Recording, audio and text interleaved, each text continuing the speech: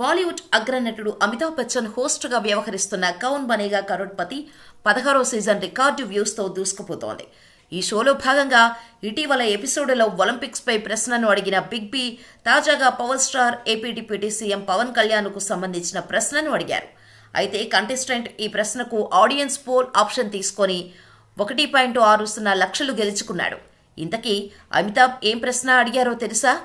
2024 జూన్లో AP deputy సీఎంగా బాధ్యతలు అందుకున్న నటుడు ఎవరు అని కంటెస్టెంట్ను అమితాబ్ బచ్చన్ అడిగారు. ఆప్షన్లో పవన్ కళ్యాణ్, చిరంజీవి, నాగార్జున, బాలకృష్ణల పేర్లను ఇచ్చారు. ఈ ప్రశ్నకు కంటెస్టెంట్కు సమాధానం తెలియక ఆడియన్స్ పోల్ తీసుకున్నాడు. ఆడియన్స్లో 50% మందికి పైగా పవన్ కళ్యాణ్ అని సమాధానం ఇచ్చారు. దీంతో పవన్ పేరును కంటెస్టెంట్ లాక్ చేశాడు. సరైన సమాధానం కావడంతో కంటెస్టెంట్ 1.60 లక్షలు గెలుచుకున్నాడు. తర్వాత సదరు కంటెస్టెంట్కు పవన్ గురించి బిగ్ బి వివరాలు చెప్పారు. పవన్ కళ్యాణ్ అద్భుత నటుడు, మెగాస్టార్ చిరంజీవి చిన్న తమ్ముడు. పవన్ జనసేన పార్టీ పెట్టారు.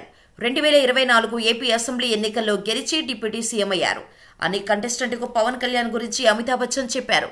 ప్రస్తుతం ఈ ప్రశ్న అమితాబ్ వివరణకు సంబంధించిన వీడియో సోషల్ మీడియాలో వైరల్ అయింది.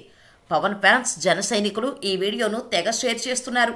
పిఠాపురం నుంచి ఎమ్మెల్యేగా పోటీ చేసిన పవన్ భారీ మెజారిటీతో గెలిచిన విషయం తెలిసిందే.